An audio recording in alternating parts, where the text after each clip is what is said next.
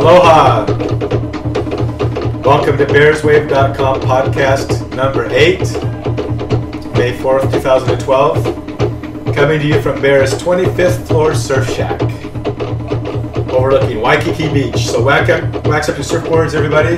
The surf's up. We're about to paddle out for another podcast.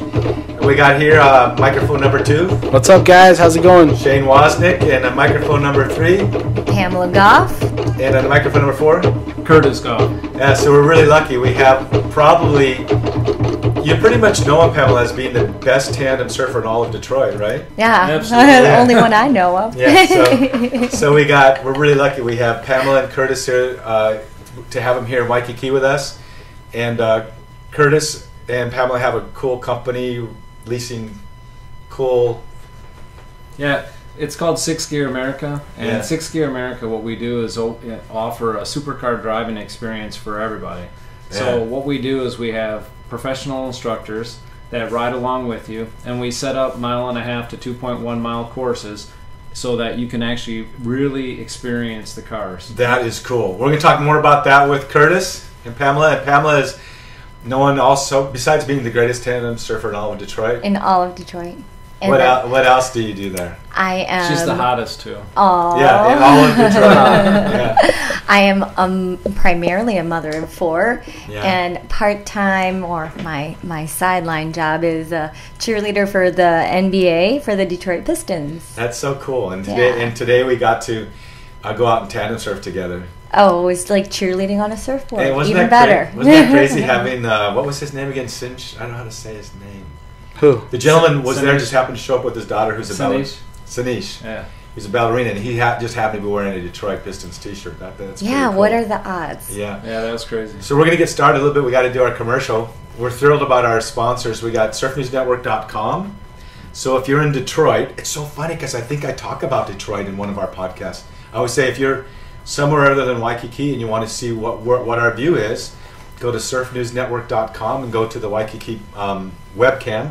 You can see the view outside of our window. Because right here we have the Mauka views, the mountains, we got the Makai, we got the ocean. And so we love having Surf News Network as one of our sponsors. So go there, check out where we are. If you're in Detroit, It's going to be teasing me all the yeah, time. you guys can check out the waves. That's right. I mean, sometimes it gets kind of old, doesn't it, Shane? Whatever. Yeah. Beautiful palm trees blowing, the trade winds going, perfect surf. And then we got to also thank our sponsor, Onnit.com. Have you guys heard of Onnit, ONNIT.com? Alpha Brain? Mm-mm. Oh No. my gosh. You want to The Cognitive Enhancing Supplement.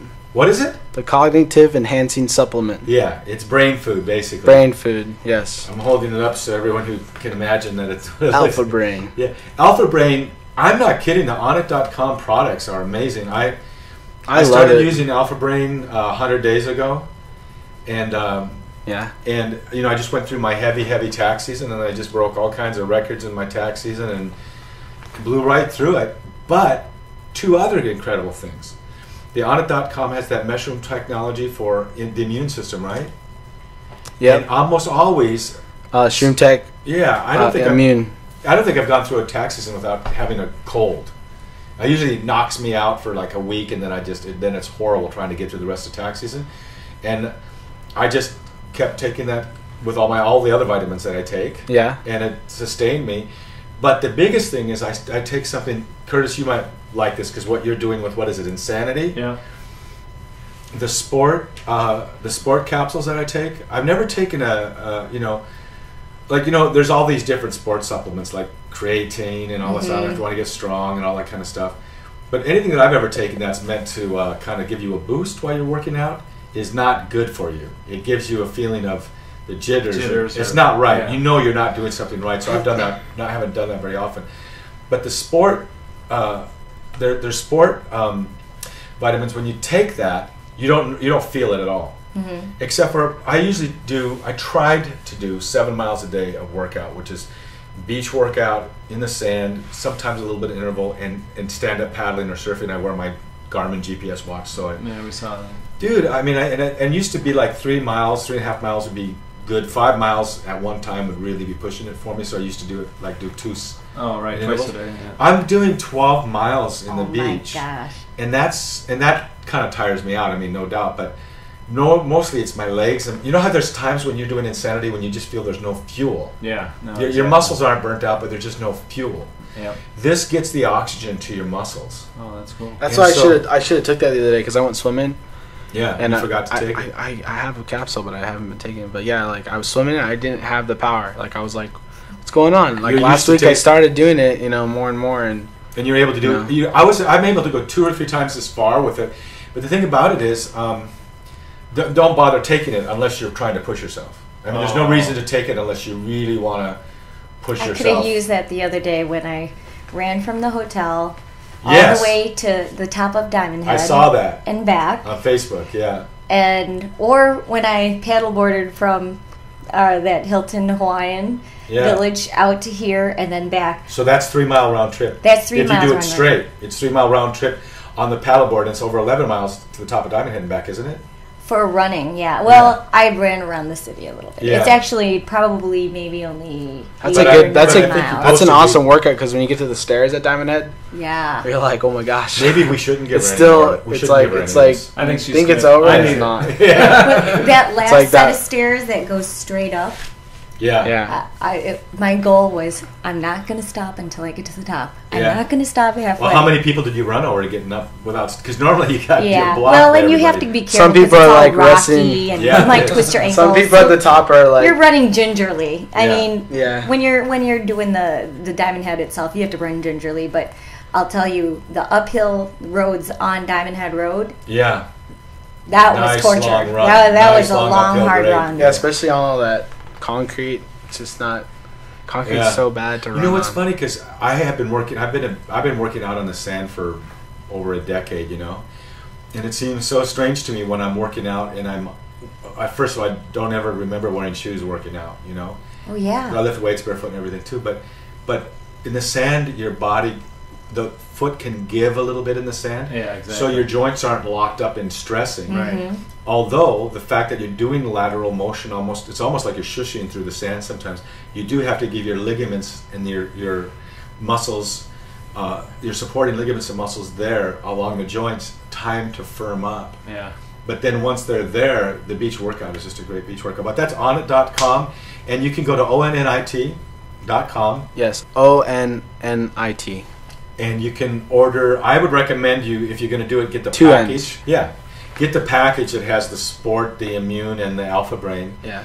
But the Alpha Brain, what's beautiful about this too is I take one in the morning, and then I take one around 4 in the afternoon. And what happened for me is my sleep. Because it's working with the brain, the vitamins your brain needs. Your brain sleeps. It goes into the alpha state more deeply. So I don't wake up in the middle of the night anymore. And then my sleep extends about an extra 30 or 40 minutes, it seems like. So for me, Oh, that's was what she magical. needs. That's Yeah. what I need. I use melatonin in the middle of the night Yeah. because I feel like I get up and I just want to go back. Yeah, Well, they got this thing called New Mood as well, and it helps you. It boosts your serotonin. So when you go to sleep, you have a deeper sleep. So when you wake up, you're fully rested. what the Alpha Brain does is it helps you. It just gives good vitamins to your brain. Right. And so then naturally it's probably going to sleep better. But Shane, since he was like born, he never slept.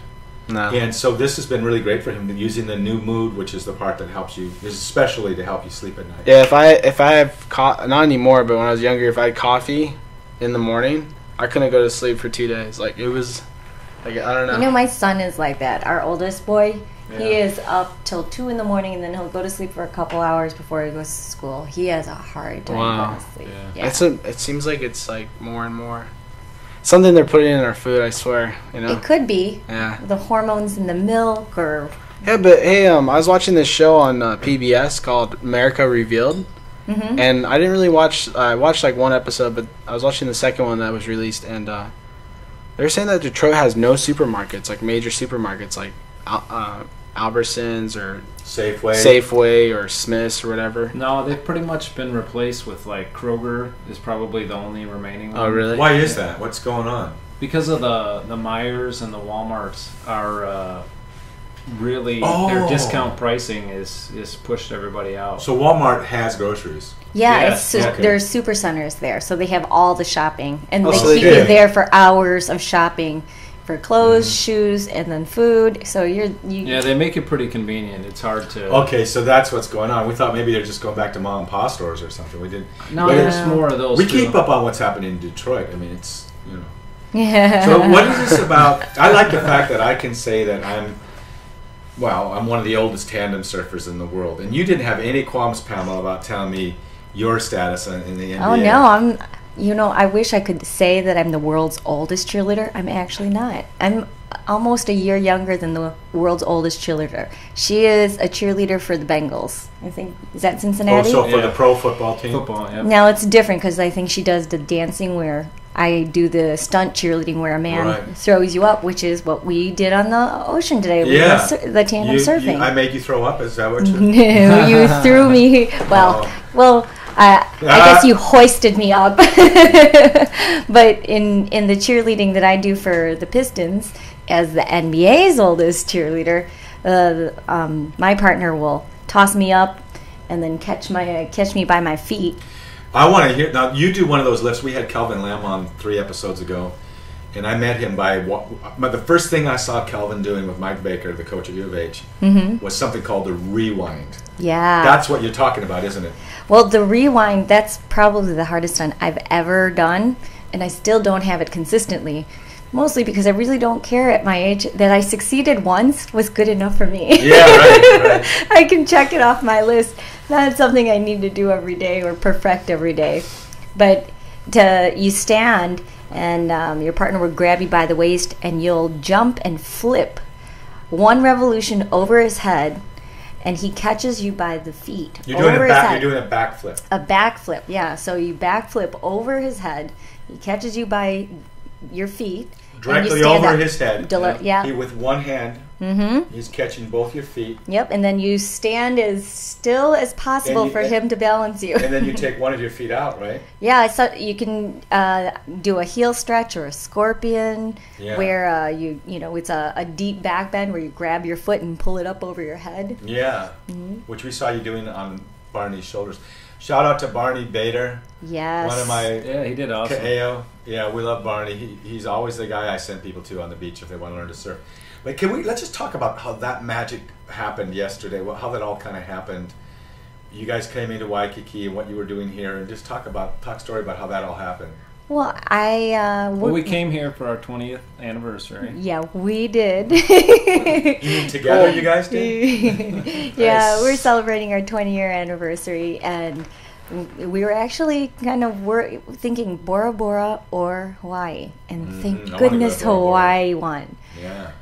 But 3 o'clock in the morning, because I'm still on Detroit time, I wake up and I'll just fiddle around online, and I was looking up partner stunting surfing. I got to put that on takes because we don't have partner surfing or stunting surfing. Yeah, because there is no tandem surfing is the only link that you can get to actual tandem surfing, like YouTube videos or pictures. I put up cheerleading, and I put surfing, and I put cheer, and I put acrobatics, and I put gymnastics on all my tags. You got to put as many as you can. But your search was partner surfing or stunt surfing. But the thing partner we don't use. My Ferrari video, I put a Japanese letters in because someone commented on it, and I went back and copied just random letters I didn't know. I just threw them in because it had to do with the Ferrari 458. Brilliant. We got to do that. Have Kohei. So it works. You just got to put a lot. So you're at 3 a.m. Yeah, and I see I get on the Tandem site, and I see actually the website I went to was one with Chuck and Tiffany.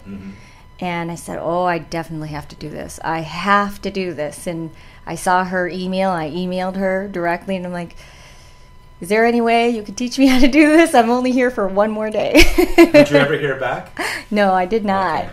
And then since I didn't hear back, I kind of chalked it up to, it's probably not going to happen this trip. It's okay. I'm just going to go get a private surfing lesson and go do some yoga on the paddle board. Yeah, I love the yoga. Well, we'd already done that. That was actually pretty fun. But your dreams were going to be shattered. Well, I was... Yeah, we wanted to get out, and I like surfing from living in San Diego, and it was something we wanted to do together. Yeah. Right. And to me, it was just amazing the fact that she found you guys, and then... We were supposed to have the surfing lesson at the Hilton Hawaiian Village. Yeah.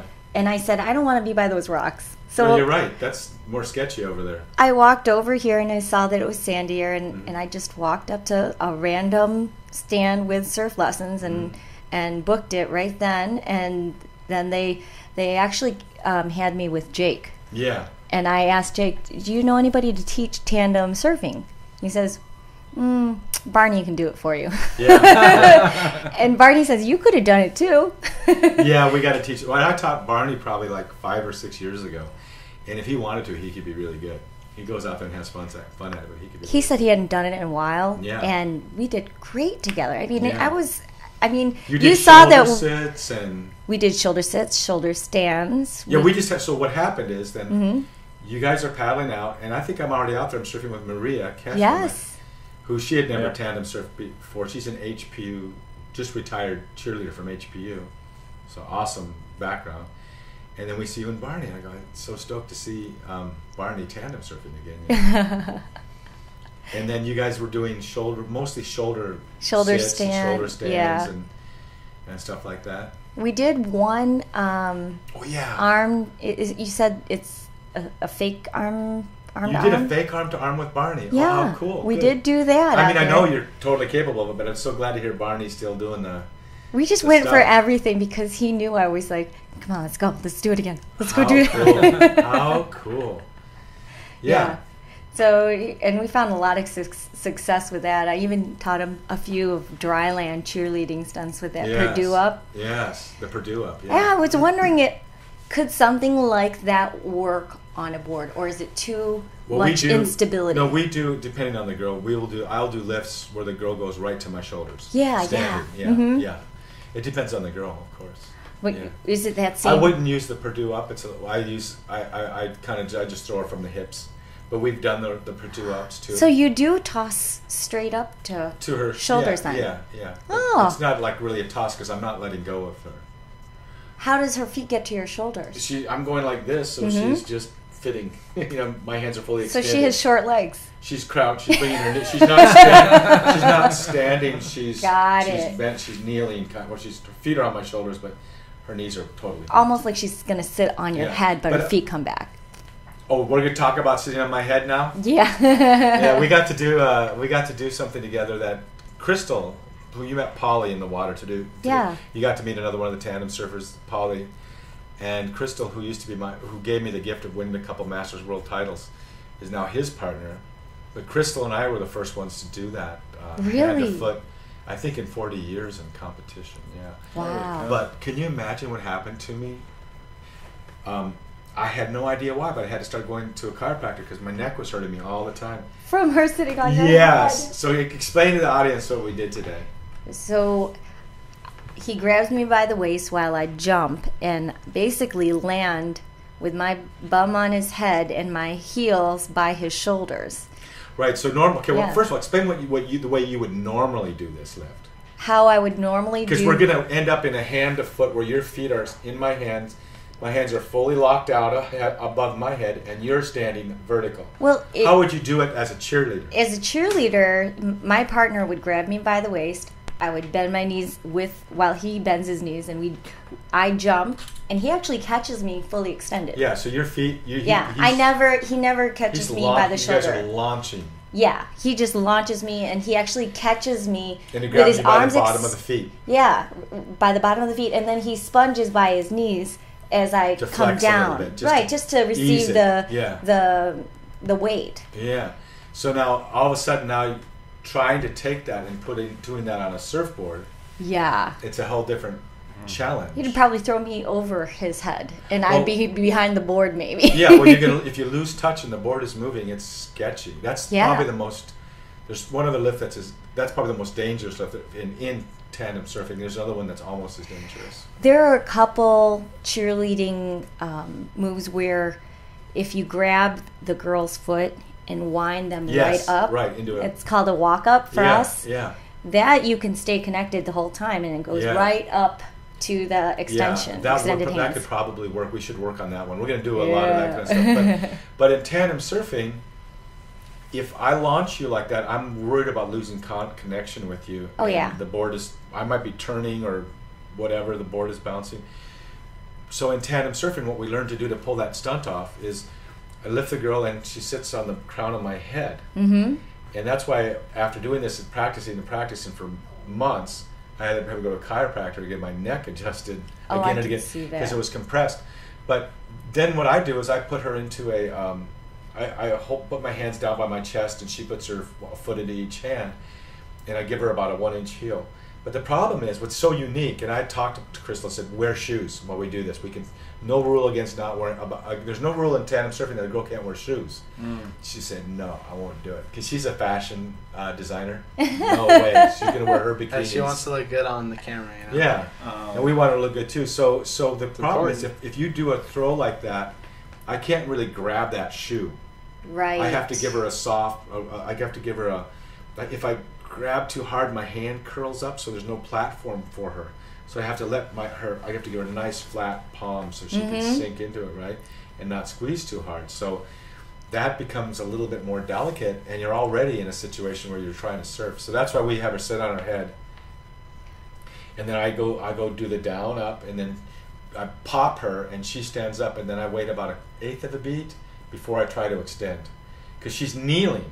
So if I try to push her while she's trying to stand up, I'm launching her this way, which makes her butt, if I'm pushing her and she's sitting on my head, her butt is dropping because I'm accelerating her with my hands on her feet.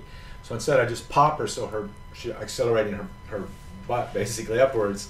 And then once she gets past 90 degrees with her legs, so they're starting to extend and straighten out, then I can follow up and press her with my hands. Now, I didn't see any pictures online of that fully extended on the surfboard. Yeah, I think on my website there might be some. Yeah. There's definitely well, if you look on the website, we have 45 different lifts that are profiles. We have 40 lifts, the images of each of the lifts. Okay. In order of their difficulty. And the last one is that one. If you look closely, that profile is Crystal and I. It's just a black silhouette. Wow. But if you look in if you look at our videos, we have a video of us doing that in France. We have videos of us doing that there, but it's still shot in France. I'm so glad Loïc Caillet from France had his camera out and caught that, because it was the worst conditions. It was. I remember seeing that picture. It was pretty gnarly. It looked pretty gnarly. It looked like it was like the ocean was like out to get everyone. If you want to know, yeah, it was smoke. So don't let me forget to. But was Smokey Barracuda, who you met in the canoe captain today? Yeah. I have a picture of him doing that, pressing the girl up like that in the water. Like, he looks so strong, you know, like pressing the girl up here in Waikiki. But when we did it in France, it was like, you ever seen the D-Day invasion? Oh, yeah. What the waves look like? Yeah. That's what it looked like. It looked like Victory at Sea kind of waves. It was just crossed up waves and junk, and just, it was windy and onshore. And so we only had like maybe 10 seconds to do the whole thing, to catch the wave, do the lift, and hold it for 3 seconds and bring her to the board. Wow. Yeah. So somehow Loïc has it. We're wearing wetsuits, and we're like, and then Crystal came down. But that's a dangerous lift in surfing. I don't know how dangerous it is in stunt. You have a lot of control. There's so much danger with any of the partner stunting, because you're gonna fall. In the water, you might hit the surfboard or your partner or rocks underneath. Yeah. Usually, on dry land, you're gonna hit the floor. Yeah. So we usually try to have a spot, and you did that with us today, having a couple spots whenever we did something a little more difficult. Yeah. So Curtis was lifting you today. Yeah. How did that feel? It was good. I really had a good time doing that. I've watched her cheer for so long, and I wanted to learn how to do it, but I'm more beach surf oriented. So I think it really brought me back to all try that to do insanity it. Working out. Yeah. He's totally in tune now. I'm not even kidding. Maybe 2 months ago, you might not have been able to do some of the things that you did today. Tell us about that insanity workout. Yeah. What's that about? Well, one of my buddies has done Ironman and really trained quite a bit, and we went into business together. So he just said, hey, you should try this insanity stuff. He says, maybe it will work for you, maybe it won't, but basically Sean T is the guy in insanity, and Sean T is a master motivator for working out, and and I'm not sure if he's just the mouthpiece or if he's the creator, but he really knows how to get you going. But it's basically like 10 DVDs worth of stuff you can do anywhere in the world. You know, so I've been doing it here in the hotel, or I've been doing it at home, and so it goes anywhere you go. But it's no excuses. No excuses, but it's really a lot of cardio, a lot of plyometrics, and you don't need anything. Okay, what is plyometrics is huge for tandem surfing. So explain to the audience what plyometrics is. Well, I don't know if I have the best stuff. Why don't we make him demonstrate it for us? For the next 90 minutes. Yeah, I think the biggest difference is, you know, you can have a cardio that's more of a standard pace where it's even, you know, where you get your heart rate up, but it's more even. In these plyometrics, it's really, it's all about peak heart rate and maintaining high heart rate and then short recovery times. So it's like the inverse of what everybody else does with doing cardio work. So, oh wow! What's that? I said, oh wow, that's cool. Yeah, so it's really like you spend, you know, the first month is really about 38 minutes is the longest workout, and it's not on the floor; it's standing up doing, you know, whether it's kicks or punches or combinations of things like that. But I can see your chest is popping out a little bit when I saw the lift in the picture, and I saw you on the beach there. You get it's anaerobic too. You've got strength. You still have push-ups and it's sit-ups. It's very and anaerobic. I can see your chest is. Yeah, you have a lot of push-ups, a lot of sit-ups. I can see that you have been. I mean, you're making a comeback now because life kind of got in your way, but there's that mass there that just needs to be. Bear, I've always liked him big and beefy. Yeah, well, I can blonde see and blue-eyed. We always say blonde, blue-eyed. We always say blonde, blue-eyed, bronzed, and buff. That's right. So this is bringing it back. How did you get to know that? Did he tell you that? Yeah. No, that's one of our jokes. Yeah, that's one of our jokes. Yeah, we say that. I have been saying that my whole life. Well, you got it. Our friend Crazy Todd, he goes, there I was. Blonde, blue eyes, bronzed and buff, and then he'll like follow it with like, you know, the story of his life. But like, he can never. The biggest he purposely never gets it right. I have to coach him every time on how to say it. But yeah, but it's obviously working for you because I can see your chest is there, and so it's not just aerobic; it's anaerobic too. No, it's really a good mix, and you have the plyometric days and you have your cardio days, and I like it because it really. Every day is something different. It's 5 days a week. And for the first month, really, I have to say I lost about 28 pounds doing it. Are you serious? That's the next thing we're going to do. Yeah, 28 6 pounds. 6 days a week. How do you, he's okay, so committed. What do you have to do? Like, you just gotta... Well, the thing is, it's just like I said, it's a DVD. You pop it in and you just do what they say.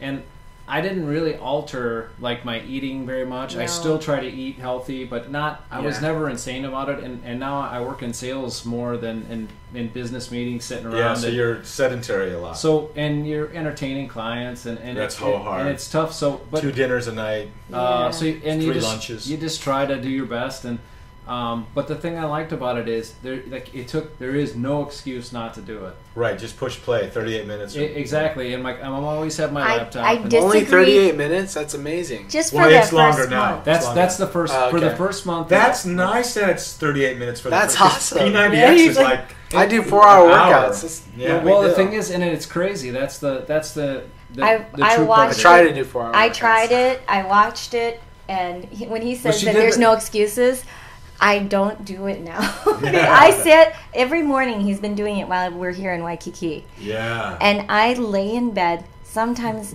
munching on something and watching him doing Yeah. while he's working out. That doesn't work. Because I remember when I was doing P90X, I'd be like going, and then a phone call would come in, right? Yeah. Oh, I better take this. I'm on the phone, and like 20 minutes have gone by, and now I only have 10 minutes left, and I go, well, I did my workout for the day. It doesn't count. You got to actually be doing it. You can't just be watching it. No, and you know what? I take it as that's my time. So I turn the computer off or I turn my phone off, and I just or you can hit pause. Yeah. Shh, don't tell me. So it starts out like 38 minutes. And then it builds. Yeah, the way. So the first month, the thing I liked about it is you get measured. Like the first day you start, there's a fitness test. Yeah. So it measures right where you're at to start. And it was nice because Pam did the test with me, and she whooped me on a lot of the core. I mean, a lot of the core, like the sit-ups and leg ups, and I mean, she really did a lot better. Yeah. So that was some motivation for me. And after that, then they break it out so that you get, they constantly remind you, low impact, watch your knees, right? Really concentrate on your core. And at the same time, Sean T just pushes you to death. He's like, and I swear he there's something that he has on my DVDs that tells him that I'm slacking. When did he know? Yeah, because I'll be thinking about it, and he'll be like, let's go, go. Now, is he working out while he's doing it, or is he just talking? He works out the whole leading time by example and talking to you, and not breathing hard. And he's a stud because it's you see him at least sweat, so you feel a little bit better. And you can about see it. It's not cut and pasted. It is not cut and pasted where they got to freshen up or somebody had to spritz them with more sweat. Oh, that sweat was building up. And you can as see they the went people on. stop behind them, so that they're beat. And they're all really good shape people. Yeah. And you could just tell that they pushed hard. So. We love our science. We love science on the body. How people figure it out. Absolutely, right? No, it is very high tech. You can tell that they and by following the sequences, you've got to follow this. Well, when we love P90X. And I've done it probably 4 times. I never get more than 60 days into it, and then my life gets... I just do beepers mostly from it now. But you have the P90X app on your iPhone. Yeah, so that you can get apps on your iPhone. I just don't understand how I can do it while it's on the phone. Like, it's look hard. at it. Yeah, but the thing about P90X that I discovered is you have to do it in a sequence. If you get out of sequence, you're kind of messing up the science behind it. Like, I don't have what it takes to do this today because I skipped and did that yesterday instead of this. And it there's doesn't catch up. It's a real logic to the sequence. So the thing about life too is like, and you do yoga, Pamela, right? And you coach yoga. It's all about finding something really excellent like that, and then changing it up, and then you do yoga the next time, and then cross training we were talking about. Otherwise, you get bored you have to to find the death, people that inspire you because, like, right. I took Pam's teacher training for yoga. Yeah, and I've been to a lot of different instructors all over the world. Even when I would go to France, I would go find a place to go do yoga. What were you doing in France? In Paris. I was working as an engineer. In Paris. Yeah, so and I would find places to go do yoga, and you have to find the voice that inspires you. Yeah. And it doesn't matter, I think, whether it's Insanity or whether it's P90X, you have to find that voice that can play. Yeah, that guy at P90X, I respected him. Oh yeah, he's and so I could especially I could here, follow 50 years old, you're like 50. I couldn't do his yoga. I could not do the yoga that he wanted to know. You're kidding. That was harder than Bikram yoga to me. Some of the it stuff is harder because it's power and the Bikram is with the heat. I think the heat does make it easier for me. Yeah, you're because more I flexible. like heat. Yeah, but I'm too flexible sometimes. When you have too much flexibility, you have a lack of strength. Yeah. So with yoga, it's a balance of getting strong and flexible. I needed that focus on. I took Bikram for flexibility, even though it built up. What do they do with the hot yoga? They heat up the room? Yeah, they heat up the room, and then... Is it kind of like a sauna? Yeah. It sure feels Bikram is about 100.6. Yeah. So when we go into the sauna downstairs, 90 minutes. It's about that. The thing about, for me, for yoga... Just being in a sauna is good enough, But Bikram, For years, you get so tired after just being in a sauna for like an hour. Yeah. But even if you go in the sauna, if you I do my yoga in the sauna. Yeah, that's me too. Just stretches, and even not full yoga, but even if you just do your touching your toes and stretching out, I mean, you don't realize how much you're burning calorie-wise too, but now you're actually working on all your flexibility at the same time. You're also cleaning your inner organs. Yes, you don't realize certain how compressions. detoxifying it is. I mean, it's coming out of, it's oozing out of your Yeah, pores. but what you're doing... I want to go, let's go, I'm going to go right after this. Yeah, let's do it. You should teach us... Oh, why are you guys leaving tonight? I know. But yoga to me... it's flexibility training. When I was going for my world titles, I spent 6 hours a week in flexibility training because, if you have to do it all. Yeah. If you don't have your aerobic workout, you don't have the stamina to do your muscle lifting. And if you rip a muscle, you're not going to do your aerobics. So you've got to have flexibility. But everyone tends to neglect that. When I watch these athletes warming up, now, how much flexibility training do the Pistons do you think? Do they do any? Oh, they do a ton. It's the latest rage in higher athleticism. Whether you're doing the Olympics or you're a professional athlete, they hire yoga teachers now to train them because it keeps them one, it keeps them free from injury because when your muscles are supple, Yes. they tend not to tear as much. You bounce back. When did from they injury. start doing that? Because like wasn't it like back in the 70s or 60s? They didn't do any of that. I'll tell you, it's been the last 10 years. You can see Really? them The hiring. length- the That's length- awesome people. the length. that's totally a great thing contributing to exercise is yoga. It's amazing. The longevity of the athlete. But I remember they just kind of like would do a pass when we trained before when I was in high school sports or whatever. But Oh yeah, in high but school now, sports, not but so yoga much. is I tell anybody if they want to be serious about tandem surfing, they need to do yoga or rotate Pilates and yoga. I love Pilates But too. I've yeah. told people, guys would say, well, I'm a stunt cheerleader and I like my muscles to be tight because I can lock it in. And then I go, well, your career is going to end soon. And the guy I'm thinking of right now, he's done. Yeah. He ripped out his shoulder because he just didn't believe in flexibility training.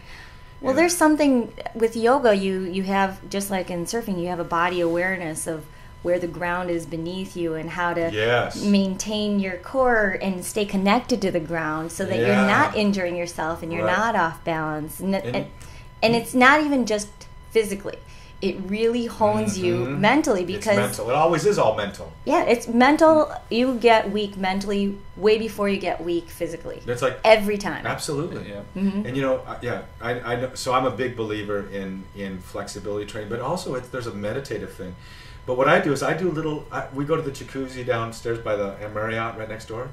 In that jacuzzi, I'll do my light stretching. Mm-hmm. In the jacuzzi while it's hot, and in the sauna. We have a sauna here in our condo and in our condo tower, and I think it's so important for athletes to do flexibility training. I call it flexibility training because they don't want to hear yoga.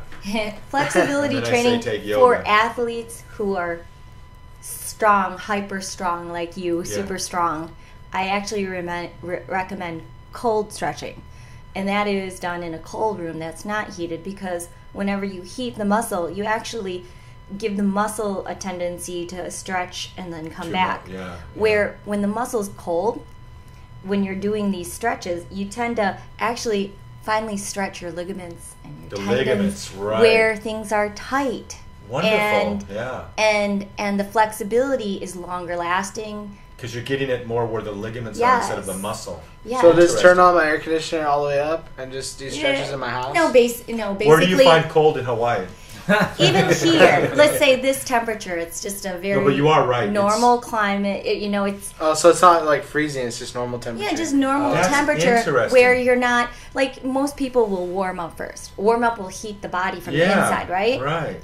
In yin yoga, you start cold. So you start where you can't touch your toes and you stay there for 5 minutes. You'll sit. Because You you're start in the pulling seated at the position. ligament Mhm. area instead of the muscle area. Yeah. So now Because the ligaments don't become that much more flexible with heat, but the muscle does. right. So you're Exactly. saying let's leave the muscle tight so we can focus on the ligament. Yes, and then when and that's then- done, Mm-hmm. And there's no forcing. You actually stop at the first moment Right. of like pressure You don't or want tension, injury. and you just hang out there. And then you'll see slowly, maybe you can only touch your knees. And then after a minute, and your mind is going crazy Yes. because you can already feel your hamstrings. right. But then you can touch your shin. That's so interesting because the other day Mm-hmm. I was thinking I'm going to do a stretch. You know what? You don't have enough time to warm up to do it, and it's not much value stretching cold. No, it's now I'm very learning it's valuable. Have you ever seen those machines where you sit on it and, Yes. and you twist it and you can do the splits? Like eventually, like you just Martial arts. Yeah, it's for Chuck martial Norris arts. uses it or Yeah, used it right. before. yeah, like I remember used that. one time He- and like my friend let me borrow it. It's like and I used it for a couple weeks and I seriously can almost do like splits now. Well, I I mean, I always still trained. maintain my stretching because we used to stretch all the time in karate We or both ninjutsu. It was yeah. karate first, then jiu-jitsu, right? Yeah, we ended up both getting black belts in the ninja art. Can you Oh, imagine? that's awesome. That is awesome. We're so fortunate. Master Hayes, the first white ninja. Yeah. But yeah, because you used to do flexibility training when you were younger, so you've maintained it since Yeah, I then. still You're so maintain it. flexible I in can the legs. yeah. And my masseuse tells me I'm very flexible too because I ride those big tandem boards, Mhm. and sitting down, it stretches out my Oh, yeah, your hips. Yeah. She goes, "You're amazingly flexible in your hips," and I don't. What do you do to stretch your hips? And I go, but that's why this machine right behind me. It's really my advanced Pilates. I have this- It is. The total gym It's is excellent. great, but I use it.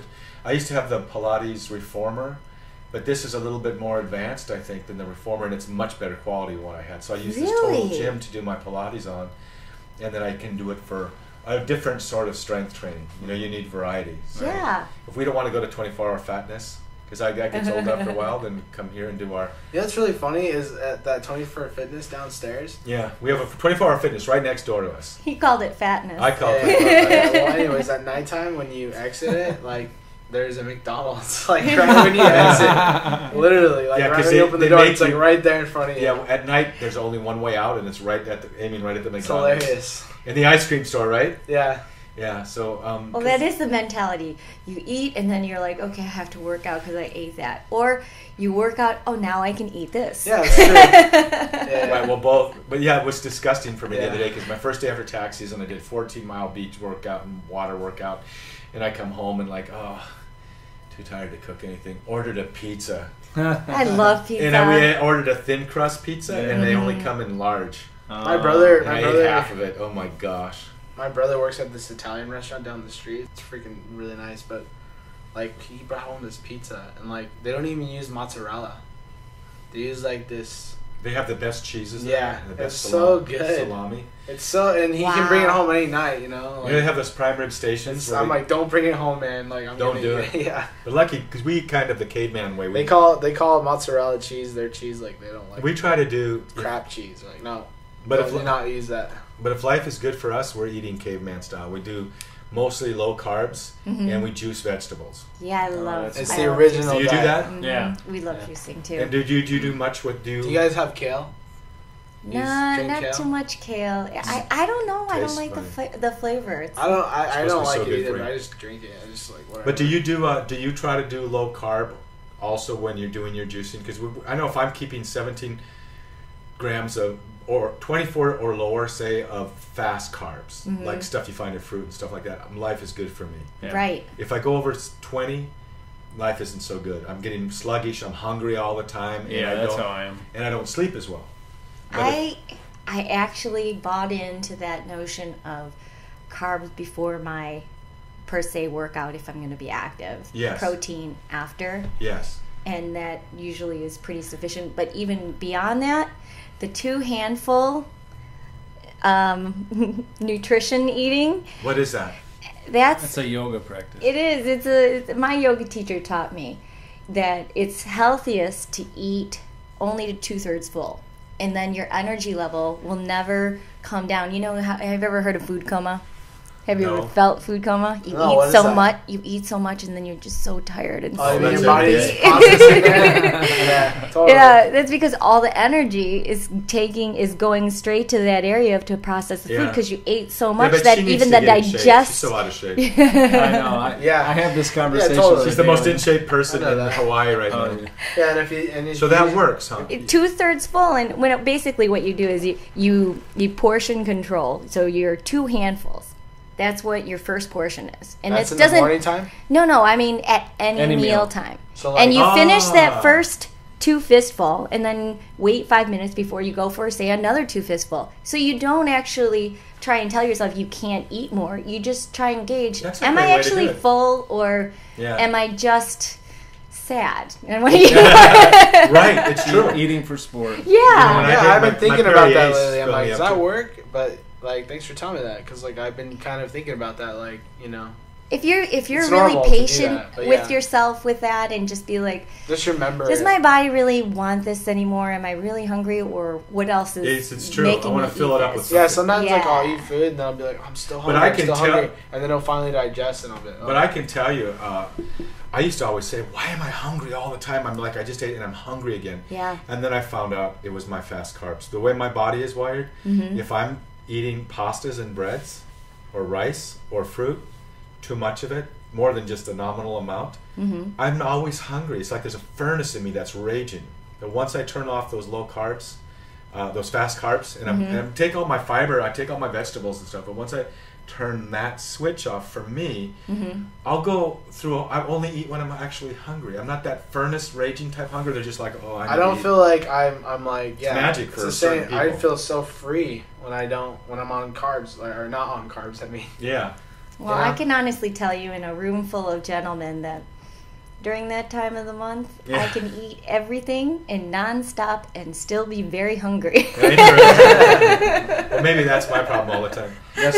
So now I want to ask you more about. Let's get a little bit. There's two more things. There's things I really want to get going with you on you guys. Let's talk a little bit more about what it's the life of you as a mother of 4, 5 including Curtis. Mm-hmm. And because when you said I'm a mother of 4, you actually pointed at Curtis. Did you know that?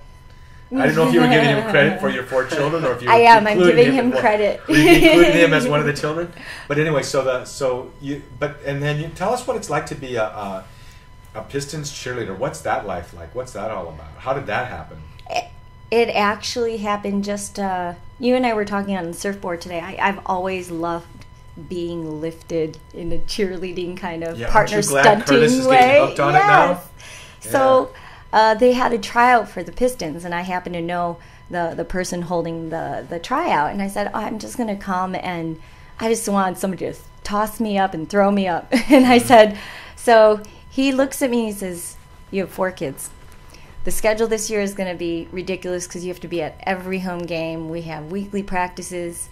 You might have to do halftime performances, which are like 12-hour rehearsal times without the artist, and then maybe a couple with the artists. Artists like T-Pain, Flo Rida, Gladys Knight. MC Hammer's going to be there in a couple days. Yeah. Really? Lady Gaga is going to be? No. She was too expensive. I've heard of these people, some of them. But MC Hammer, how cool would that be? I know, that's back in my day, That'd be so good I can stunt appreciate music too, wouldn't it? Yeah, it's going to be great. But so I made. He says you're not going to make the team, and I said I don't care. I don't want to make the team. I just want somebody to, throw me up and catch me. I'll be happy. And all the judges were like, she has to make the team. She's making the team. So I made the team, and I called my husband, and he's like, yeah, you should try it. Just go for it. If it's too much time, then, you can always leave it. And I love having someone like that, supportive. He has always been the most supportive person. And I in like fact, this guy the minute I saw him. He's so comfortable in his own skin. I know. Yeah.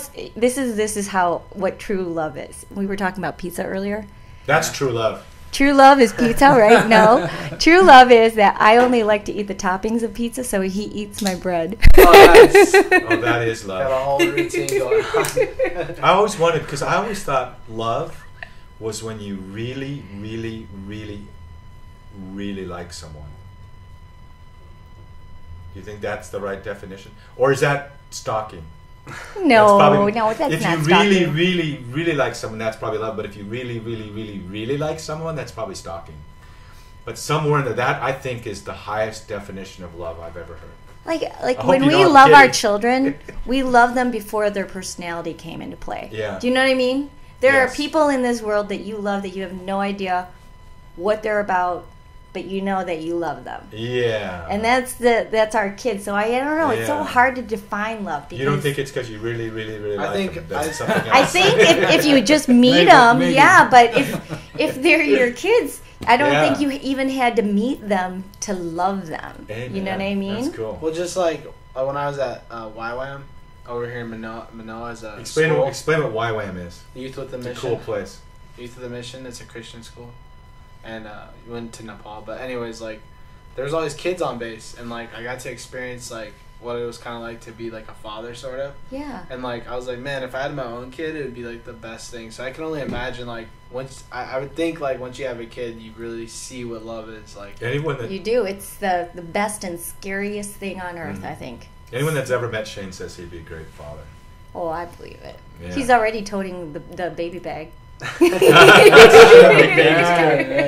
so funny. A big backpack with all the camera equipment in it. Yeah, that's so funny. It looks like a baby. So all of a sudden, you're I make the team. That's just this year. Yeah, and the funny thing is, most of the team is 25 and under, 25 to 18. Yes. And they all have full-time jobs. Most of them are either in community college or regular college or have full-time jobs. Yeah. And I have a lot of free time because all my kids are in school all day. So I wake up in the morning, do a load of laundry, do some cleaning, go to the gym for several hours. Classes too, right? Yeah, and then I come I come home, make dinner, and get the kids ready for the evening, and then I'll go to practice. And that is my day. Cool. How cool. And now, I didn't know that there was stunt cheerleading in the pros now. That's very, I don't want to say it's really new, because we started it in 2004 when the Pistons were really good. We won the championship that year. And this is called basketball? What is that exactly? Okay. What? Okay. But the Detroit Pistons, for the people in France or wherever they are, this is like one of the best. It's a pro basketball team. It's one of the elite teams in the NBA. Yeah. I'm trying to think if we even had any French players. We've had some international players, but not this year. But the National Baseball Association, or Basketball Association, that's tell us about the website where they can go if they want to see you. It's kind of tricky to get there. Come on, tell us. Well, no, if you Google Detroit Pistons cheerleader Pam, it'll take you right to me. There you go. So Detroit Pistons cheerleader, Detroit Pistons. And guess what? We're going to have a bearswave.com video of you tandem surfing. Absolutely. So you got to check Pam out. All you people. What's the? Yeah, just got done filming it today. So.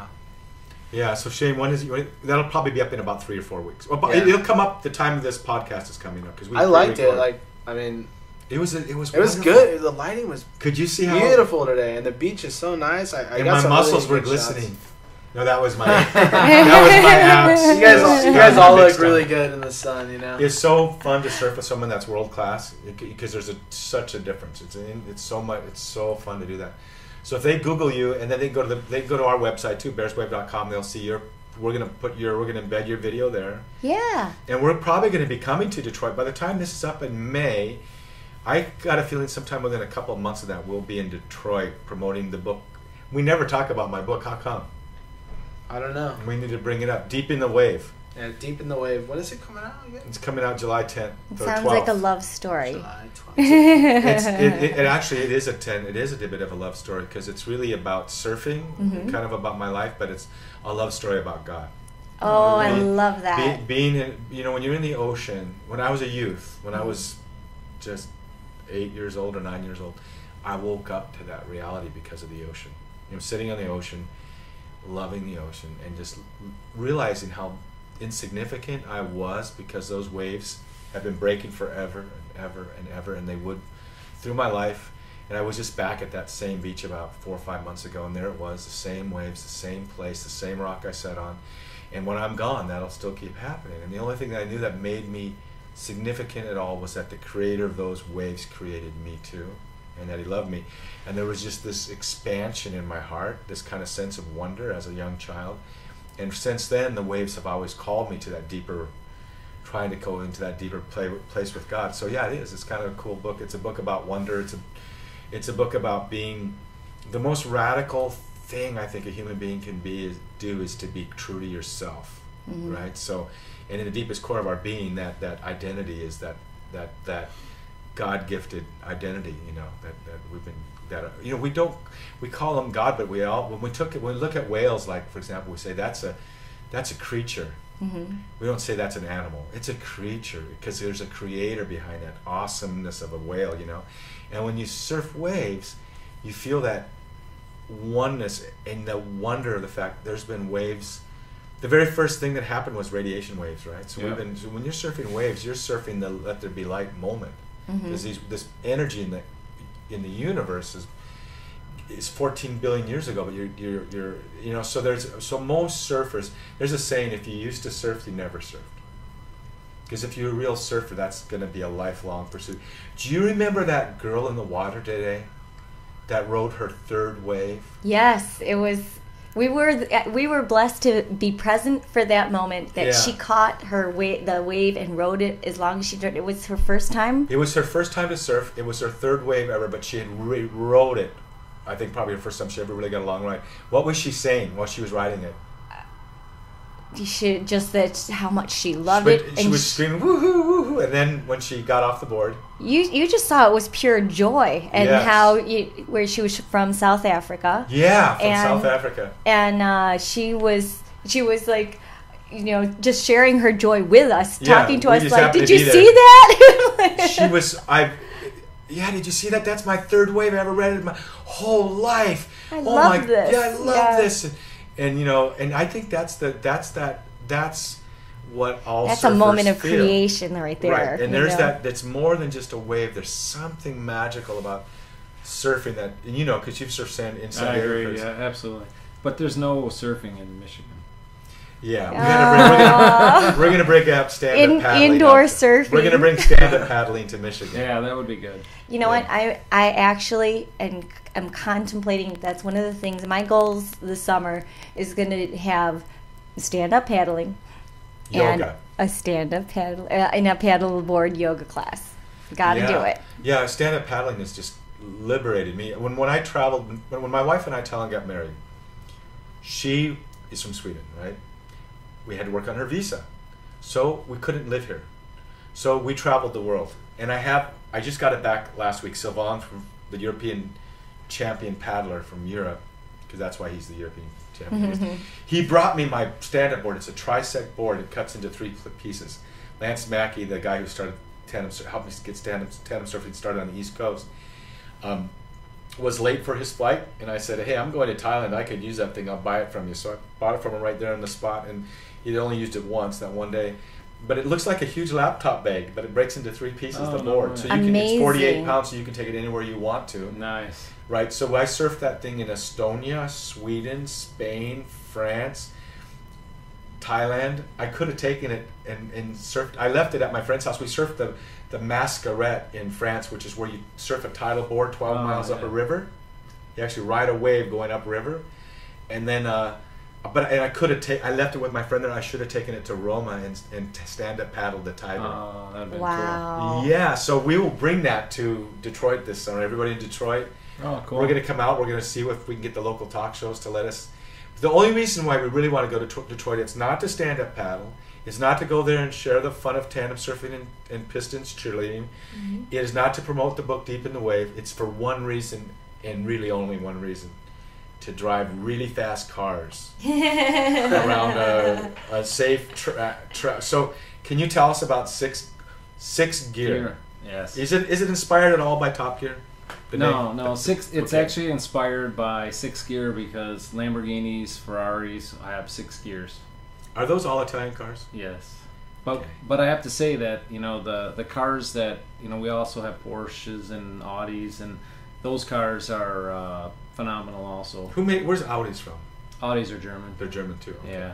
Yeah. But 6 Gear was inspired by 6 Gear Experience, which is in the UK. They're actually the largest supercar driving experience provider in the UK, and came out of engineering. One of the you have an engineering background. Yes, yeah. And the owner there came out of engineering, and we had actually worked on projects in the past. And one of my best friends and him became friends over years doing projects in South Africa and working around the world.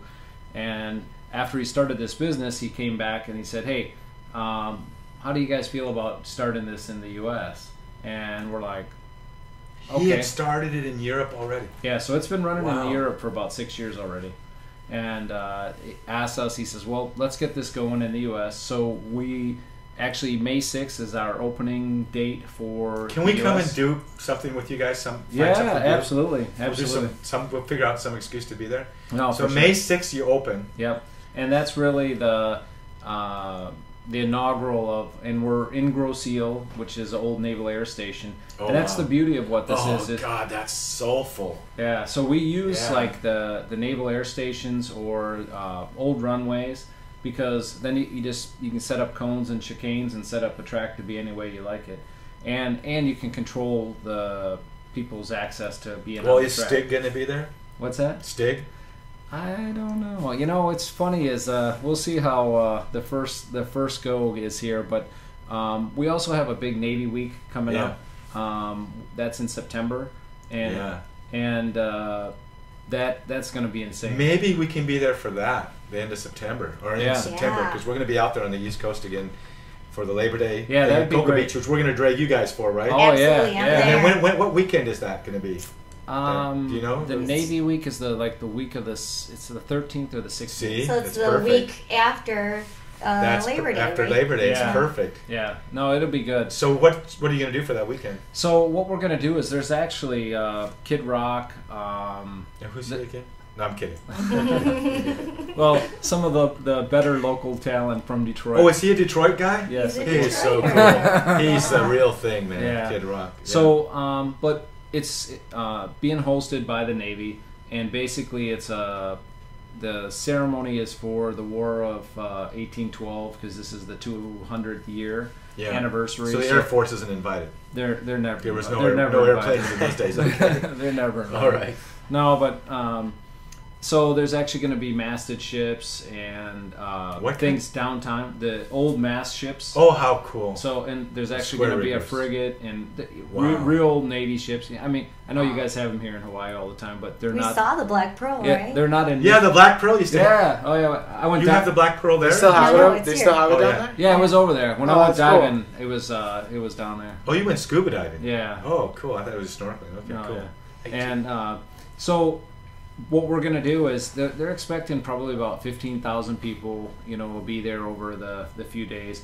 So they have concerts going, and they have I want to say the Seal Frog team's going to be there to jump in, and then they'll have all different events going on. And then while that's going on, so we'll be set up so that we're giving big discounts for the veterans so they can come out and Yeah. drive the cars and get a chance to do it. And all the girls will be there looking good, and they get pictures And with tandem the cars. surfing? Yeah. Well- we'll We'll have a sup paddle surfboard. race. Well- a sup paddle race. Well, the thing around. is, it's really possible because where we're actually running is going to be out of Grosse Ile. Mhm. So Grosse Ile is we're right on the Detroit River. Let's do it. So- That's what we're gonna do. Yeah, it could Oh be my possible. We'll bring stuff. We'll get sup boards. You guys will get some. We'll get some. Yeah. And we'll show up there. We'll do a sup paddle. Oh, that'd be cool. Can we do it for fundraising or something? Yeah, Oh, I'm sure, that sounds yeah. Okay, great. so we're gonna do it so many miles or something like that. Yeah. And then you're gonna do yoga on the sup. Oh. And then Yeah. how far is your track? The track that we're gonna have is gonna be. I want to think it'll be a mile and a half. But I mean, track, how but- far from where this is? Is it right there? Right there. Yeah. Oh, this is so gonna be cool. So the air station's right there, Shane, and there's a beach approach. Top right gear, there. dude. We're going Yeah. top gear right now, man. all of the Shane is a huge fan of cars. I don't know much, but I know what stereo. You know what? That show Top Gear made me a fan. It Yeah, made it's a me good fan. it's a good show. Yeah. You know, we should try and contact them to be a part of it. Wouldn't Yeah. that be nice? That'd be Shane- so cool. And Shane did a Top Gear video with my Hummer. Yeah, we Actually, kind of did two because we had once. We right at the moment we have two of these big H2 Hummers. Yeah, we were trying to. Kinda accidentally. We were actually trying to do a business where we were gonna have Hummer tours. Oh yeah. So I went and did some filming around, and then when we did the movie, we reshot it and made it for the. Well, Yeah. Well, you have to come out because our tour cars that we use to give people demo wraps are called Raptors. I don't know if you've heard of those, the Ford Raptors. Yeah. They're the SVT pickup trucks. And Okay. You Yeah. have to Google them. Once you see a Ford Raptor, Are they new? Well, they make Hummers look kind of. I've seen one. Yeah? Of them. Yeah. That's cool. Don't say bad about Hummer. Well, It's an American-made car. it's Well, the awesome thing Raptor. is the Hummers discontinued. They're not making Hummers them. are classics all of a No, sudden. no, the Hummers are great. Especially, I mean, I drove the H1s around when I You was did? in the military. Yeah. Yeah. What Oh, branch yeah. was it? Not the Air Force? I was in the Navy. I'm kidding. So, Yeah, but, and then those ones are real heavy. The doors, right? Like 300 pounds. we Oh, didn't, we no, normally armored we didn't plated. have doors. We used to have. Oh, really? You were in Oh, yeah. special forces or what? Yeah. Yeah, I had a buddy who was too, and he would jump out of my H2 and just boom when he would close my door, like cause he thought it was a Oh Hummer. yeah. Yeah, he would just slam that He door was a shut. Navy SEAL guy, right? Yeah, you Oh, were too, that's right? cool, yeah. Yeah, I can That's tell. cool. I can always tell. That's amazing. Yeah, so when the door would, he would get out of the door, you're supposed to close it gently to the H2. Yeah, he just was so used to closing it real. But they probably have different ones like Doom buggy ones that are light, so you can go over the All I know sand is or- So this is so cool. So we're gonna make that. We're gonna end up out there in the September. It's perfect timing for us. We were looking for something, and then what we're gonna do is we're probably gonna take a hurricane cruise. You know those cheap cruises during the hurricane season. Yeah, during Oh, hurricane yeah. season. Yeah. I'm in. That's Yeah, good. because a I'll hurricane tell would you be what fun though, anyway. there's not that. I went during hurricane season before, and it's just not. I don't know. With the climate changing everything, It's kinda hot and it's the not- no hurricane breeze. season has changed of where it's at, when it is. I don't know. I mean, you can see that even through the mainland U.S. Mm-hmm. that the tornado areas are a little different. They're a little. Have you heard of weather control? Have you heard of reps? Mm-mm. It's something. You check it out on Google. There's like a facility up in Alaska, and it's supposed to be like weather control, and they explain the whole thing. And there's supposed to be like 6 of them around the earth. And Al Gore is sitting up there like this with his cat, changing all the weather patterns. You wonder. Yeah, I believe it. I do wonder. But those hurricane cruises are kind of fun. We went to the Bahamas last year. Oh, that'd be cool. But what's so funny is we took this is I'm being from California. Nothing against California, but there really aren't good resorts along. There's very few resorts along the ocean. Not like the Caribbean. And if you do, it's cold water because we're used to Hawaiian water. So we consider California kind of flyover country now because we love Florida. But we took a cruise down and we went down to the Atlantis, and then we went back to Cocoa Beach and we stayed at a 2-star motel on the pier at Cocoa Beach. The La Quinta Inn, I think it was. Yeah, I know. And they have a little tiki bar by the pool with the cement coping. And I asked Talon, I said, would you rather spend a week at the Atlantis or a week here at this hotel? She said, a week at the La Quinta Inn any day. Oh, that's cool. So it's just that's really cool. Walk out on the pier, and it's just there's that feeling that area of Florida is such an easy living sort of feeling. And we were sitting there at the little tiki bar, and I look up and I see Phil Salick. And I go, is that Phil Salick? I go, they're one of the original surfer shapers on the East Coast. And they run the National Kidney Foundation contest, which we love, the National Kidney Foundation. And he just happened to be there, and we yell up at him, and he comes down to this, the little tiki bars that can hold maybe 12 people, little things. Yeah. And he came down, and this torrential rain came, and we just had 2.5 hours of rum, right? That's what you had to get. It's called Harp. Here. And is Al Gore back there with his skinless, his hairless cat? Mysterious array of antennas in February 1992. It's pretty interesting. They are located in Gakona, Alaska. The project is called HARP.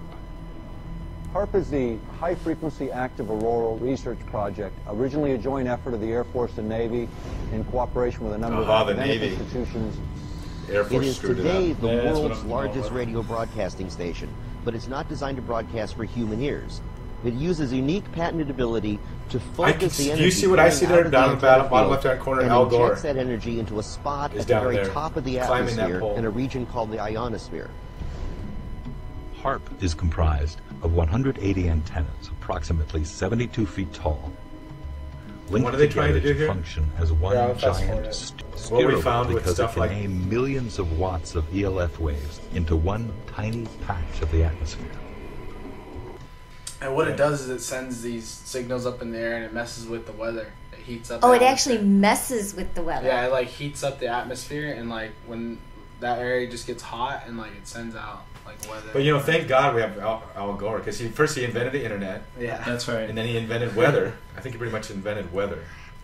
So I would love for them to be able to invent something that can stop a tornado. After he invented gravity. George W. Bush made direct it in That's why we have safe area. Navy SEALs are supposed to do that. Stop the weather. Stop tornadoes. They are hurricanes. So we're so excited about this thing with the 6 gear. So what's the website?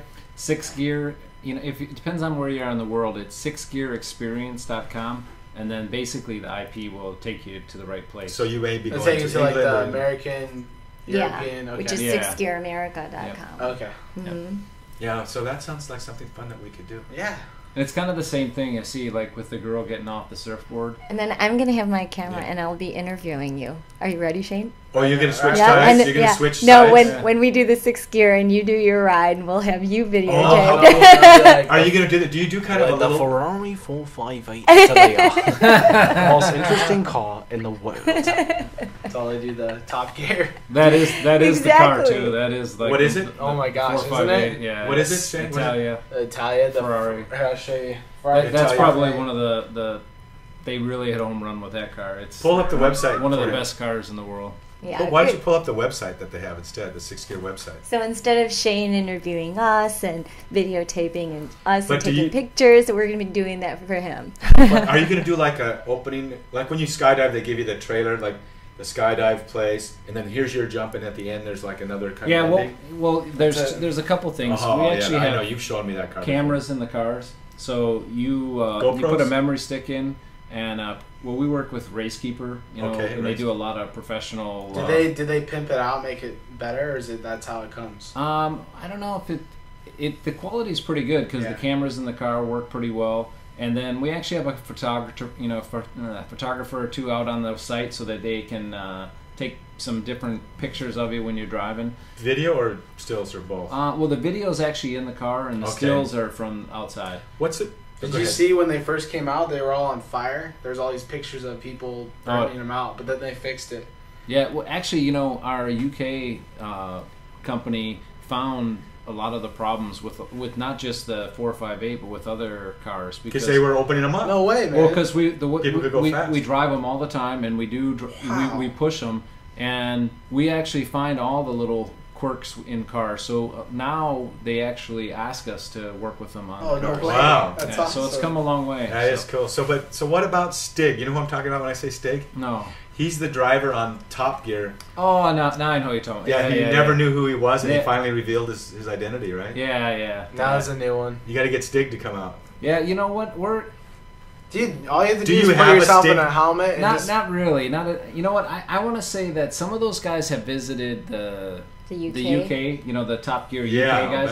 But we'll probably next year, after we get running for a year or two. You can ignore the Top Gear in America. There's a knockoff. Oh yeah, that's so lame. Hey, you know what? I I watch all of Top Gear twice. I used to watch it all the time. But anyways, I watched some of the episodes, and when the new one came out, the American version, I swear they literally just copied bits from other Top Gear episodes. It was just horrible. Yeah, they just probably clip and paste. I was I was like, oh my god. I couldn't bear to watch it more than 10 minutes. Well, the American one. No, and the thing is, all our cars are European. So this year, we really I watch the Top Gear because I like hearing what they don't like about the cars. Mm-hmm. So it's things that we just can be. Because as instructors, you have to talk to the people the whole time. They're driving to keep them on the track, doing the right things, and you learn all the little things that especially how heavy a Lamborghini's rear end is, so you keep it straight and do the thing. Those instructors, the guys on Top Gear, they're really good. How they evaluate the cars is really spot on. They're amazing, man. It is, and they've been around for how many decades? 20 years. I remember when I was in high school. They just came out. Same guys. Have you ever been to? But Top Gear is an older show from. The one that's with Richard Hammond, Jeremy Clarkson, and James May. Have you ever been to Clarkson Island, where all the Clarkson lookalikes live? No, there's a sketch, but there was a Top Gear before that, and Jeremy Clarkson was in the original. But when you were working on the Fuel TV set for Clean Break, every person there was a fan of two things. One was Top Gear, and what was the other one? BBC Planet Earth and BBC Planet Earth is good because the cinematography, the way they do things, and so everything that we do with our filters and what we're buying, the equipment, we're trying to emulate what they're doing. That's good. Yeah. Of course, they're using reds, aren't they? Mostly. Well, they weren't using reds on. They don't use those. What do they use? Do you think? They use something even. I don't know. It depends. Reds are kind of new, so when they made that series, reds weren't even around yet. Wow. Planet Earth. And I watched behind the scenes on Human Planet, and they're still not using reds. They're using Sony's, actually. Yeah.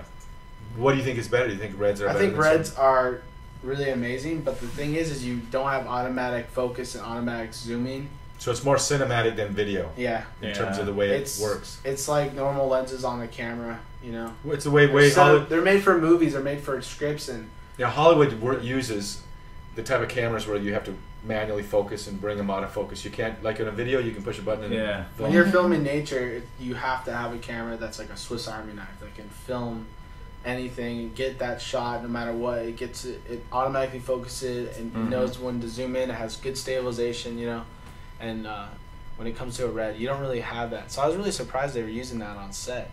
But they did a really good job. Those photographers on set with Fuel TV with Clean Break. With the 3 red, but they brought 3 reds with them, and that's more reds than are in probably all the Hawaiian Islands. They had a backpack. They had a backpack, and it was like a hook that goes over their head, and then the hook has the camera hang from it. The closest thing I can describe these guys to from Fuel TV, they're Fox's A team for live sports, but not sitting down and filming a basketball game, but extreme stuff and skiing. Like they've gone up mountains with people for 3 days where they're hanging out over the cliff sleeping and stuff. And that's cool. I said they're like a Navy SEAL team. They've worked together so much that they know exactly what the other person's doing, where he needs to be, what angle the shot needs to be, where the audio guy needs to be. It was amazing to watch them work so fluidly and never even hardly say anything. They were just getting in position, doing this, because it was all high adventures. Oh, right. You know what I'm talking about with the field, with the plane break. So it was kind of an I adventure. love it. Those guys are so cool. Like, you know, I thought I was gonna be on set with a bunch of people that Hollywood, had attitudes. You've worked with those guys in the past. Yeah, those types. and but no, that's why they're the best, because they're cool. They're like, they know how to get done. They know how to be polite. They know how to, and they love what they're doing. Yeah, have fun. You and I were talking about that on Surfboard about knuckleheads. Okay, what were we saying? Say it. Just that you were done with knuckleheads. You don't have time for knuckleheads anymore. Yeah, I don't say that with angst. No. It was definitely not malicious. It's more like and it's true. We don't have time in this life to deal with that kind of negativity, the pompousness. I've discovered, I think there's kind of, I don't know how to categorize people that much, but there's haters, which is just so sad, because they're just people that are jealous of whatever. If you're happy, they're jealous that you're happy. If you get married, they're jealous that you're married. There's haters. And then, what were we saying the other day? There's haters. And then there's knuckleheads, which are just people that just are kind of clueless. Yeah, we were talking about. And there was one more class of people we were talking about. I forgot what it was. Well, it's just like, it's just unnecessary negative energy you don't need to think about. Yeah. I feel like we're making a rap. Yeah. There's haters. There's knuckleheads. Yo. I learned at an early age that people didn't like me because I was happy. Oh, I have gotten that. I have gotten that myself. Me too. Yeah. Yeah, I've gotten that myself. Well, there's got to be something wrong. And I actually bought into that for a while. Yeah. Where I would start to talk to them in a way to lower what my life was really like and talk about something negative so I could fit in with that group. Like, oh, well, yeah, my kids are horrible. They just jumped off the balcony and broke my couch. And even though you're glad they're always you're glad they did that. But I'm done with the knuckleheads too. Well, we found it. I found in my life too. Someone once told me you can always tell pioneers are the ones with the arrows in their back.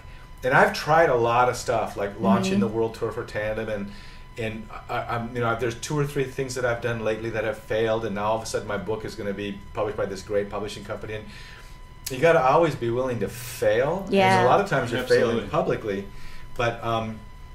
We found when we were doing this podcast that we were kind of being a little bit careful because we were concerned about the haters. Yeah, I mean, and then we just said, "What are we doing?" I mean, we just started, so we did start.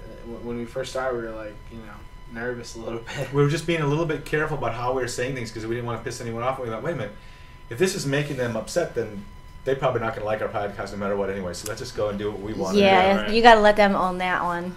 Just be yourself. Yeah. And there's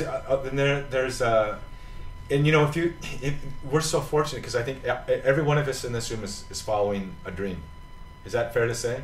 Absolutely. Yeah, I honestly, and when you said that about the waves and with God, I feel like my dream is to always just keep my hand in His hand and let Him lead me, because it's always so good. It's always so good if you just let it happen.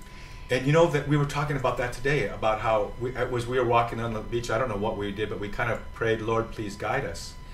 And then we realized, if you're not walking, it's hard for God to guide you. Mm-hmm. Yeah. Absolutely. And what we were saying about how if you don't ever buy a lottery ticket, how can God help you win the lottery? In other words, it's like if you're saying, God, please guide me, but you're not doing anything. Yeah. How can He turn the car? How can He take this street instead of that street? Because you're just sitting still, daydreaming instead of going for your dreams. Yeah, it's just good in any principle to be positive. You know The Secret, that book, The Secret. Yeah. Oh, I just put that on my Facebook for my daughter. I gave it. I put it on her this is for my kids. That book is kind of ridiculous because it's not it's not because what was it? Kids that die by drive-bys, you know what I mean? That energy you put out, it's not gonna paint new. It's good energy, the positive side of it. Mm-hmm. It's true. If you're always positive and you look at stuff positive and you try to find the positive thing, which I always do, you're gonna have a lot better life. But there's a difference between faith and faith in God. Yeah. When you have faith in being positive, that's helpful. Mm-hmm. But there's a different thing when you put a faith in God, it gives reason for the suffering in your life.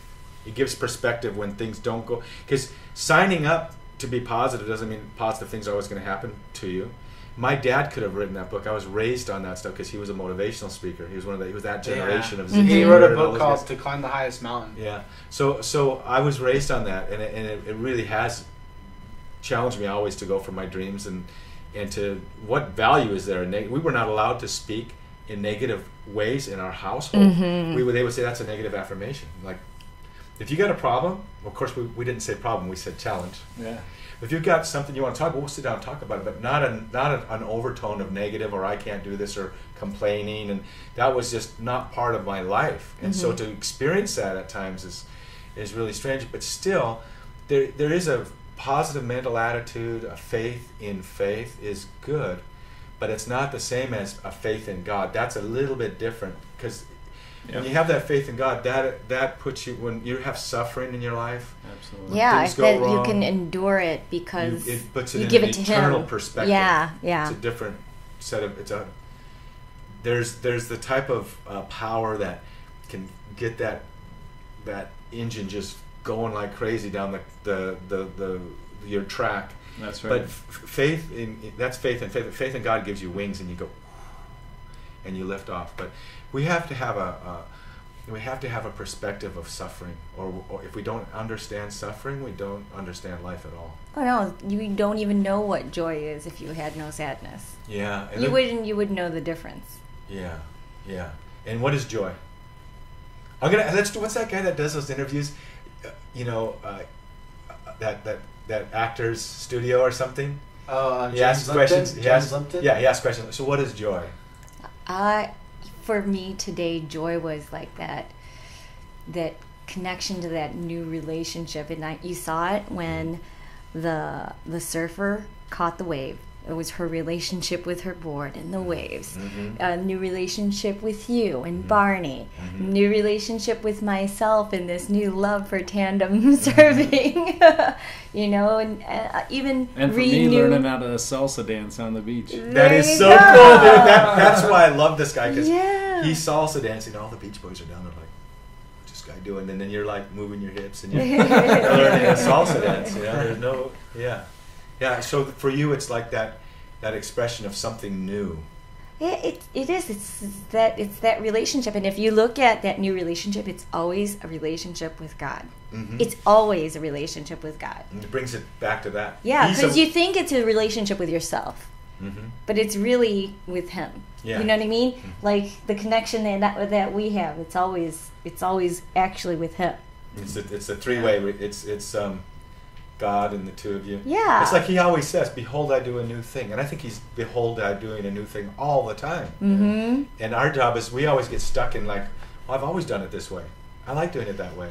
I've been totally amazed, maybe too amazed, and I actually wrote to my friends that I think I'm just a little high on life right now, so don't mind me, because I am like genuinely amazed at that we even met. Like, why did we meet? Why? God, I just always make that a godsident, not a coincidence. Mm-hmm. It's just like, how the moon's like a perfect shape when there's an eclipse. You know what I mean? Like, it's like, why did that happen? Like, it's just there's so many little things like that. Like, okay, we're on a ball. We're on a floating ball that's flying through the universe, millions of miles an hour. And we're just like, let's go get some Twinkies or something. So joy is Twinkies. No, but it's always a new thing. But you can't. The two of you have a great joy in your relationship, but there's been a testing of that, and there's a suffering. Oh yeah. And part of that is because you've withstood the test. Raising children can be so hard. Raising children, the pain you see in their hearts, staying committed. Yeah. You think marriage is about love. The love has to be there, but it is actually more about your commitment to that marriage, to the relationship. Mm-hmm. Because you can break the relationship You can break a promise. You can break the relationship at any point in time for whatever reason. I've seen people break up relationships for a reason I would think was stupid. You know, well, I've fallen out of love with her. I'm like, but you have a really good thing, you know?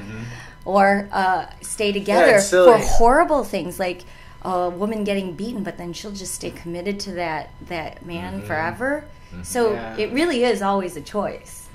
You know, sometimes not good and bad. Yeah, it's like there's the romantic part when you first are with someone and it's really awesome and everything. That's another high moment. And sometimes that might go away, but it doesn't mean that it's over. It just means that's just a part. You know, like when I went to Nepal, like when you date someone there, you're married. Like you're never gonna Did you get married in Nepal? That's why he came back so fast. No. But it was just interesting to look at it in a different perspective. Like, they will stay together no matter what, you know?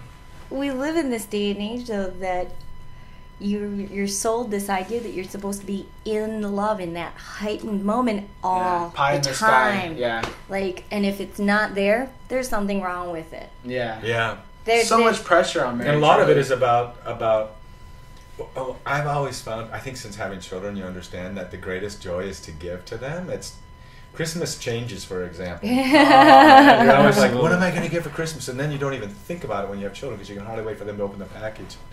And as long as you're focusing on your needs and what you want, you know, and you're not focusing on what can I give to that person, you're going to be an unhappy person no matter what. No one can make you happy. Yeah. Yeah, it's true. The me and if I had this, I'd be happier. If I had that, or if life was this way. Yeah, if we're always waiting for life to change to make us happy, then we're going to be waiting for happy a long time. I had this poem I wrote like maybe 30 You're years learning ago. Every day. And it was like new every day. You know? It was like the poem was happiness depends on happenings. It comes and goes with the tide, but joy just comes from the love of God inside.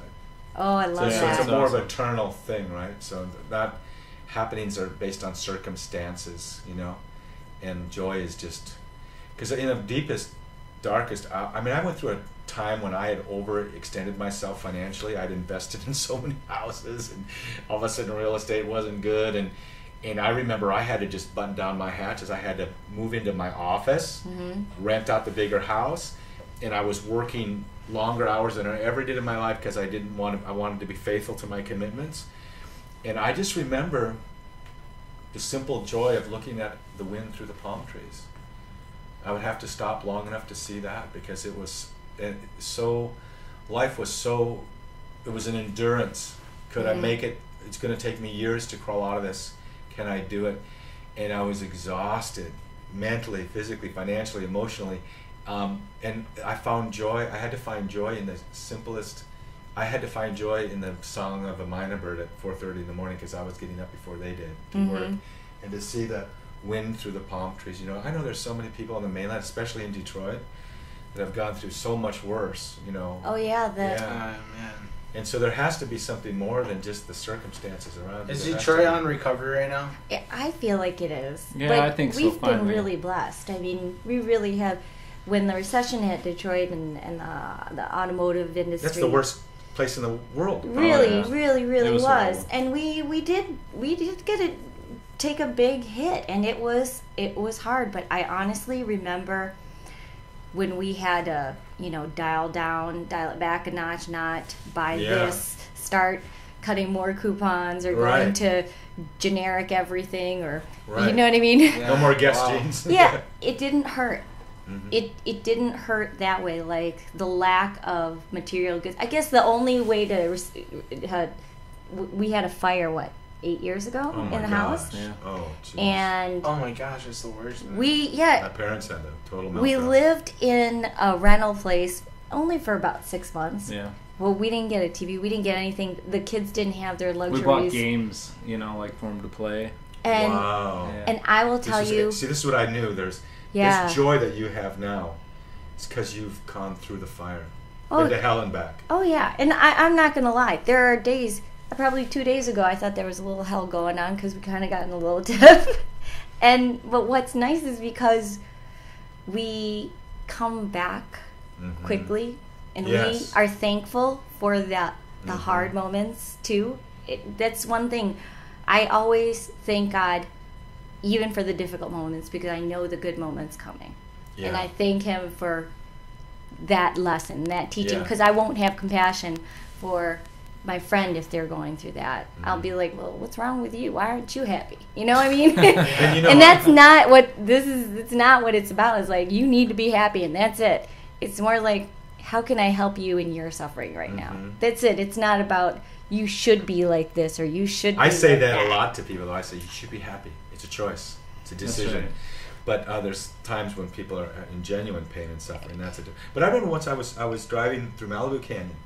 I was working for a New York bank, and this weaselly guy from New York I was fortunate. Every person I ever worked for, I had ultimate respect for. But this weaselly banker with the horn-rimmed glasses and the suspenders flies out to California. He says, we're going to meet. I go, you want me to set up some appointments? Because I was like the West Coast rep for a New York bank. And no need. Did it look like Larry King? He looked like Larry. No, Larry King was this guy. But he had suspenders? Suspenders and glasses. Little horn-rimmed glasses, and he goes, I'm taking over the office in California. He wanted to live in California, so he wanted to move to California. He goes, and we got a spot for you in New York. And I go, I'm not moving to New York. He goes, and we got not a golden parachute, like a silver streamer or something. Does that mean that we could have moved to New York? I wasn't moving to New York. I got the company car. That would have been a whole different life if we went over. Oh, well, I never would have done it. But I'm driving this Cadillac, which is the bank. The New York bank doesn't understand you need a company car in California. And my company car was always in the shop, and that was the backup car. So I'm driving this Cadillac over the Malibu Canyon, and I've told them I'm not moving to New York, so I've got maybe 8 weeks of pay or 12 weeks of pay. I forget how much, maybe 16, not a lot. And I remember going through Malibu Canyon and thinking, in 2 years, things are going to be great. So why live in fear and everything else now? If it's going to be great in 2 years, why not just carry that attitude? And I just also remember there's times in your life when it's out of control and all you can say is it's going to be a God adventure. Because, I mean, I can't do anything about this, so God's going to be up to something. Maybe the up to something, though, is just changing my guts. And changing who I am as a person and not my circumstances for a while. But I remember I got home to Shane's mom, and she goes, what are you doing home, sir? There's a little baby grabbing her ankle, and probably was Shane. And she goes, what are you doing at home, sir? And I go, we have I was very positive we're on a new adventure. I got fired. My boss is taking over my job.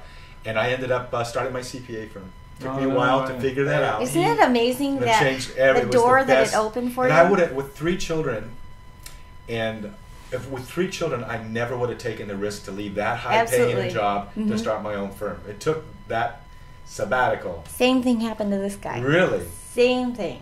Wow. Because he has he's. I'm not even going to say it. You don't All have to I say know it, is that he's gotten hurt in much the same way, and if that didn't force him to make the change that he should have already made. Yeah, well, you believe in wouldn't him. have. It helps that she believes in you. Oh yeah. Yeah, because he's. How hard is it not to believe in him? Yeah, but he's got kids. He's worried about. He'll sacrifice this dream for the sake of the family, right? Mm-hmm. So, well, we've flown through this podcast. Yeah. It's been the last podcast we talked with a cheerleader. We ended up talking about a real critical issue. Should we bring it up again, do you think, right, to end it with? I don't remember what it was. It was very critical to cheerleaders. Constipation. That's so true. It's not important to the girl, although she's suffering. But the guy's got to lift like 5 or 6 extra pounds. Have you ever had this constipation issue come up? Our audience wants to know. No. Oh, okay. Not that she's admitting. Yeah, because I know one of my partners, I had to lift like 5 or 6 extra pounds. And somehow she thought that eating bagels would make it go away, and I'll admit this. Okay, let's see. I had a big dinner last night, and I was a little bit thinking, maybe I should not have had this big dinner tonight because Bear is going to have to lift me. Tell me, we never really said. Tell me what What did it feel like to be tandem surfing? What would you say to someone who wants to try it, a girl? Oh, it was amazing. It really was amazing. And I mean, scary, but in such a good way, because in truth, if it's not a challenge, it isn't worth it. Right. And it was challenging. I could feel my muscles shaking at times. That first arm. Yes. Yeah. Arm to arm wasn't quite right. Yeah. I was squeezing my legs and my butt so hard, and I could feel like myself shaking. And he said, "No, stay up there." And I said, oh, "Okay, I'm going to stay." Oh, the one that we held. Yeah, the one we held for a long time. But I just remember we had this really long ride. You were in a one-arm back. And you were screaming, "Eat your heart out, other piston cheerleaders!" No. Really loud. All I remember. You know what? I wouldn't dare say that, because I know that they were cheering at a game and they were at work while I'm in Hawaii. So I know they're kind of mad at me already. Yeah. To throw this on top of that. Said that. She should have said that out loud. No, but we would like any of the Pistons cheerleaders. Oh, I'm going to bring them out here. We're going to have Cocoa Beach camp maybe too. Here. Oh yeah. Oh, I want to do that. Yeah. That's my quest weeks. Yeah, I'm going to be doing that kind of stuff. But camp with how many cheerleaders from the Pistons? Maybe 20. Wouldn't that be kind of more like the Hunger Games? What do you mean? Have you seen that film? I have seen Everyone goes crazy on it. Kind of like 6th grade band camp. I don't think I'd want to be around 20 Pistons cheerleaders. I wait till the movies come out on iTunes. It's where all these kids kill each other, and that's what I imagine. 20 cheerleaders? Yeah. I'll tell you what, it is like band camp, but when you're in high school or even in college, it's fun. I think once you do it professionally, it's just work. Yeah? No, you're having fun. No, yeah, it's fun, but it's different. People are more mature about everything. I don't know. Maybe it's because I'm married to it. I'm not like, oh, he's cute. Oh my gosh, is he gonna hit on me? Oh, okay. There's none of that anymore. Yeah. I'm just kidding. We would love to have anyone who wants to come out, and obviously you have the best time of your life. You're always talking so upbeat about it, and maybe we'll bring them out to Cocoa Beach or to Virginia Beach or something like that. Well, I guess we should bring this to a close. Shane, you want to let it roll? Our Tahitian drums. Don't you? And you didn't go to Bora Bora, but we brought you Bora Bora. Here's some Tahitian. What's this? This is a different Tahitian music. Sentimental. Oh, Sentimental. Let me change it. No, I was gonna say. There we go.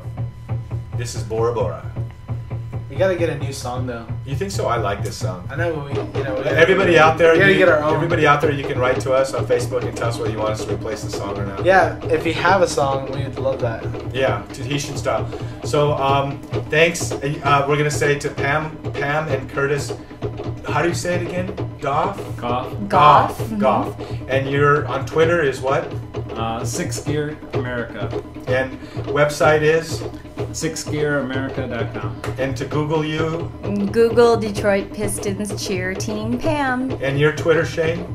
Shane Woznick at Shane Woznick. And I'm Bears Wave at Bears Wave on Twitter. And follow us on Twitter because you'll find out when the next podcast coming up.